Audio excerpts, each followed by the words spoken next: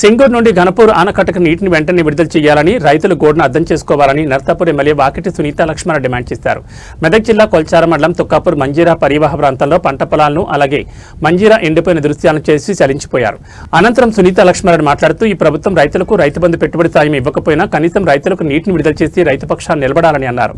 ఈ ఒకసారి విడుదల చేస్తే 70 నుంచి 80 ఎకరాల రైతులు పంట చేతికొస్తుందని తెలిపారు. ఈ కార్యక్రమంలో మండల టీఆర్ఎస్ పార్టీ అధ్యక్షులు గౌరీశంకర్, యువత అధ్యక్షులు సంతోష్ రావు, తుక్కాపూర్ సర్పంచ్ దొడ్ల ఆంజనేయులు, సర్పంచుల ఫోరం అధ్యక్షులు రవితేజారెడ్డి, వివిధ గ్రామాల సర్పంచులు, ఉప సర్పంచ్ ఆర్ఏ రవీందర్, కార్యకర్తలు, నాయకులు, రైతులు తదితరులు పాల్గొన్నారు.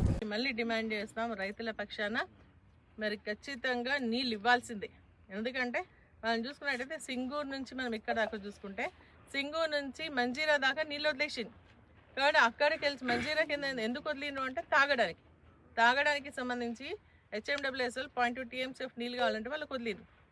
అక్కడ సింగూరు నుంచి మంజీరా దాకా ఆందోళన కాన్స్టిట్యున్సీకి సంబంధించినటువంటి రైతులకు లాభమైంది, సంతోషం, మేము చాలా సంతోషపడతాం.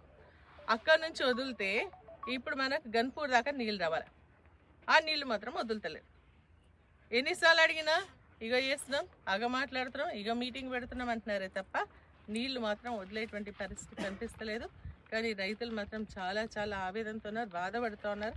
మేము రైతు బంధు కూడా ఇవ్వలేదు, పెట్టుబడి సహాయం కూడా ఈ ప్రభుత్వం ఇవ్వకపోయినా మా సొంత నిధులతో అప్పు తెచ్చు సొప్పు తెచ్చు మొత్తానికైతే పంటలు వేసుకున్నా.